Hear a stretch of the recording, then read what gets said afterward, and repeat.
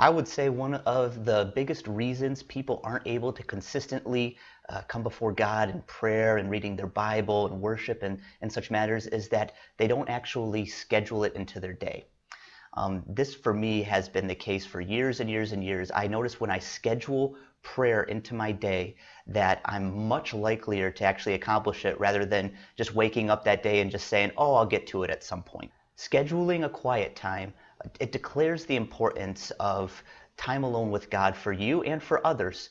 There will be people who want to hang out during that space, or they'll need something from you during that time. And for you to schedule apart and set apart a time where nothing else is going to get in the way is really just a declaration to God that, hey, this is important to me. I want to spend time with you, and I'm not going to let anything interfere with that. Let's jump into the importance of living intentionally. That's especially necessary nowadays as life seems to be very chaotic. Our schedules are packed to the brim. It's important that we live intentionally and that we focus on spending our time on the things that are truly important in life. And having a devotional time, a time set apart each day to be with God, that is the most important time of your day. Without intentionally setting that quiet time, it's very easy to be caught up with other urgent tasks, and soon your time alone with God just gets dropped down the priority list and eventually ends up not happening at all.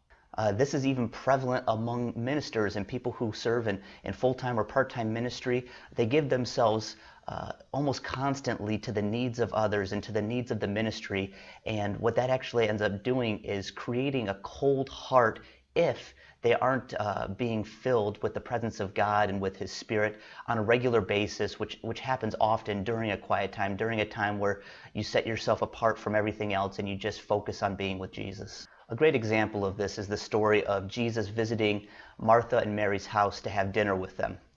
Martha was scrambling all around the house, cooking, I'm sure cleaning, doing a bunch of different things, preparing for that feast, while Mary was just sitting at the Lord's feet. Now, to us, we might look at that and think, why is Mary being so lazy and inconsiderate and leaving all of the work to Martha? But Jesus saw it in a different way. When Martha complained to the Lord about her sister Mary not helping her, this was Jesus' reply. You are worried and upset about many things, but few things are needed, or indeed only one. Mary has chosen what is better, and it will not be taken away from her. Serving God and serving others is a huge part of really walking out our faith. But I want to focus on the fact that Jesus gives precedence here to spending time with Him rather than spending time serving Him. Thus, we must give precedence in our schedule to spending time with God so that we can serve others in a much better way. If we serve others just out of the strength of our own, heart and mind, it's going to end up being pretty weak and futile.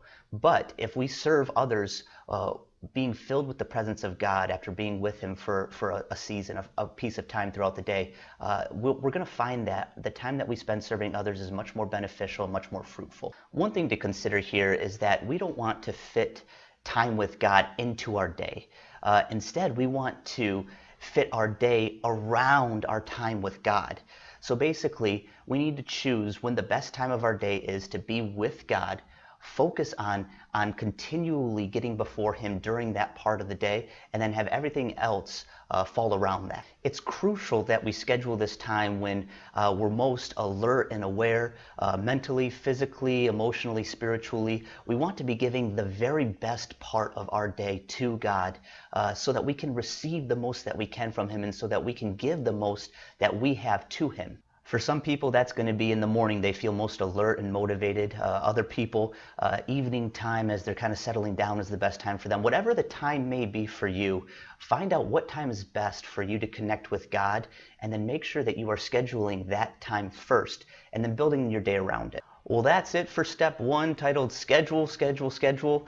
Now, I hope you do not see scheduling as a legalistic thing where you're just checking off the box that you had your quiet time, you scheduled it and you had it, and move on with your day. Now there's going to be times where you go into your quiet time not feeling like doing it, and God surprises you and you get a bunch of revelation and feel deep and intimate and close with Him. And there's going to be other times where you enter your quiet time and throughout the quiet time you're just fighting back other thoughts and aren't getting very much out of it. But regardless, keeping that quiet time day in, day out, it's not a form of legalism. What it's actually a form of is devotion.